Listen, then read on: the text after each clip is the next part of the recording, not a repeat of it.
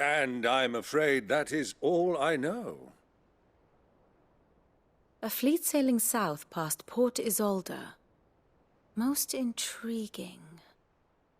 Forgive me for not being able to tell you more. I hadn't the faintest idea Kupka withdrew wounded from Rosalith. Still less that my own nephew dealt the decisive blow. What do you think, Vivian? I think, with this news of the Dhalmekian fleet and recent reports of the Royalists' movements, that the final piece of the puzzle has fallen into place. Come here and I'll show you.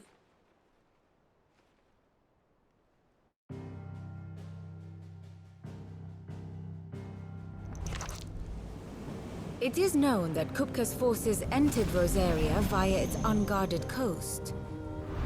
So can the same be said of your visitors from Waloed? Certainly her Royal Navy is famed for the efficiency with which it bears her knights from one battlefield to the next.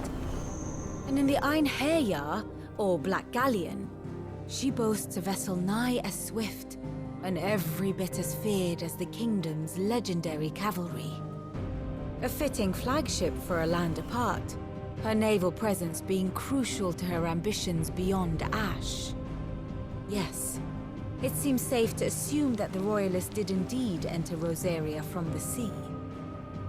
So then, had you a vested interest in Titan's survival, whither would you take him?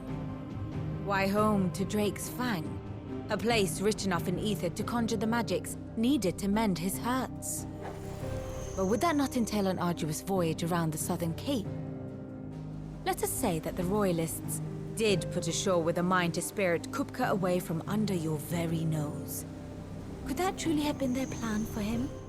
To load him aboard one of the ships flying Republican colors sighted off the coast near Port Isolde. To spend weeks at sea, being tossed hither and yon by unforgiving waves, his life hanging in the balance. No.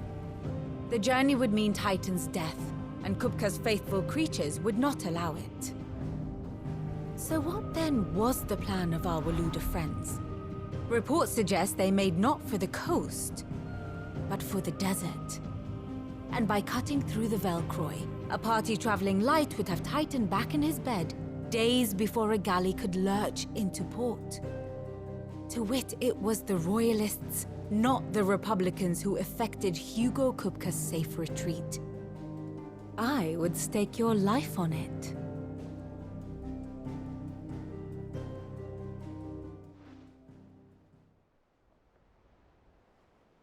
So it was the Waloeders who spirited the wretch away. Now I think about it, there was something a little strange about the ships I saw.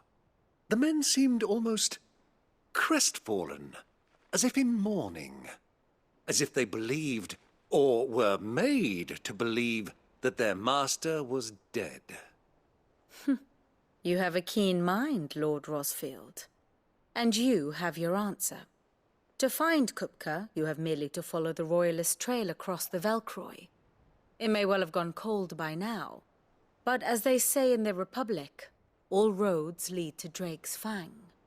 Allow me to accompany you part of the way. As luck would have it, I had intended to journey Canberward on business after visiting you here. The Fang would be but a short detour. I'd be glad of the company. Give me a moment to make ready. I need to tell my friends what we've learned, and where we're going. Very well, but be quick about it, my boy. Time waits for no man.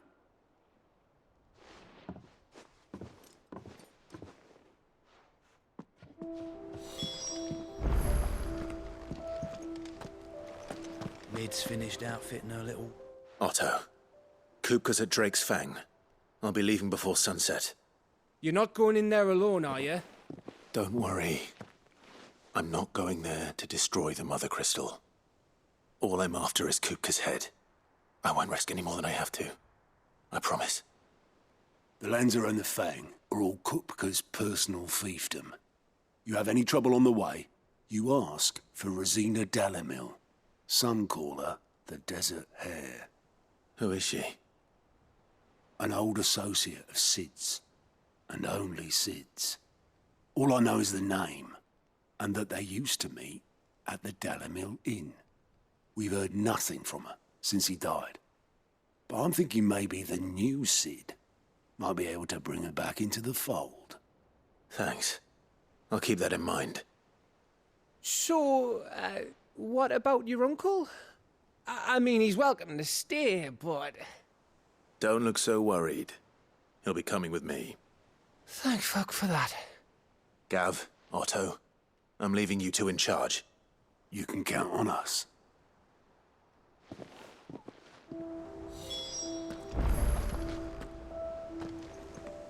What's wrong, Gav? It's this gold your uncle gave us. Are you sure it's all right for us to take it? My uncle isn't easily refused, especially where dispersing his wealth is concerned. But 2,000 talents?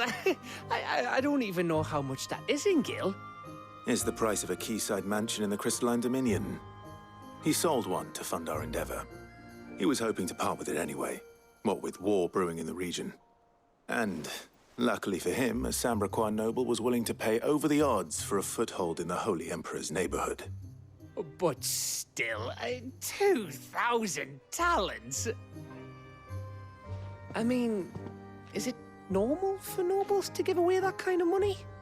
It's normal for my uncle. Fuck me. Oh, the other half live, eh? Well, now that we've got a few gil to rub together, do you think it'd be all right if I splashed out on a few bottles of Lost Wing's finest? Here, leave some for the rest of us, Otto. If he's filling his cellar, I'm filling our larder, starting with a barrel of the best salt-cured northern salmon. I'll leave you to decide how best to use it. Just don't spend it all at once, all right? I heard they call Rosina the Desert Hare on account of how little escapes her ears. That and her habit of bolting.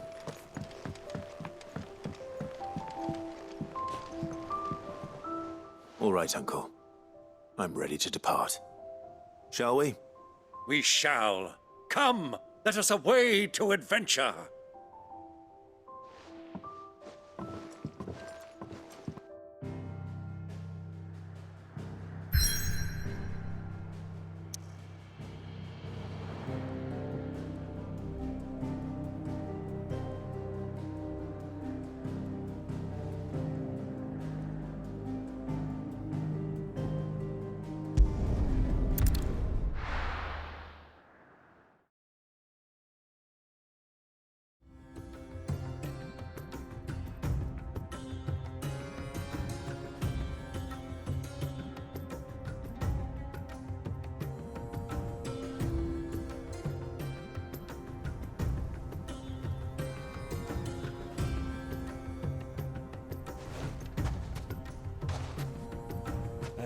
I was a young man when last I walked this path.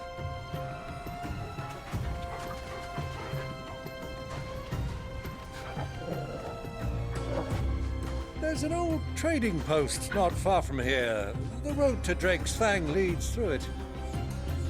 The trading post it is.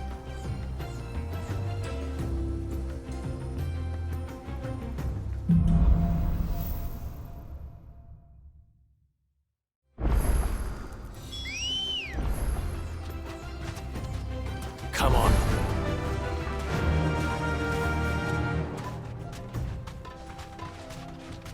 Our destination lies over that dune, beyond the ruins.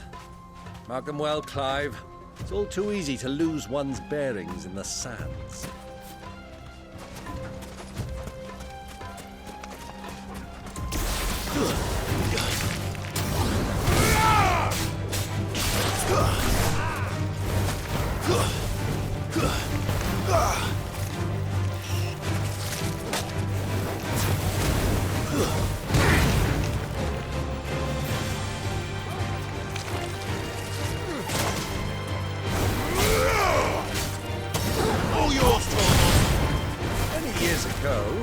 When you were just a boy, you and I rode this way together, accompanying your father on a scouting expedition to Drake's Fang.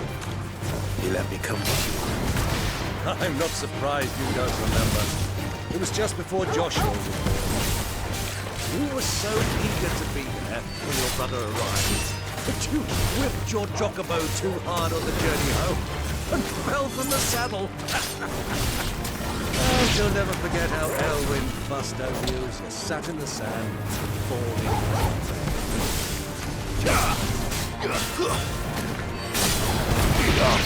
Soil and stone! Forget your training!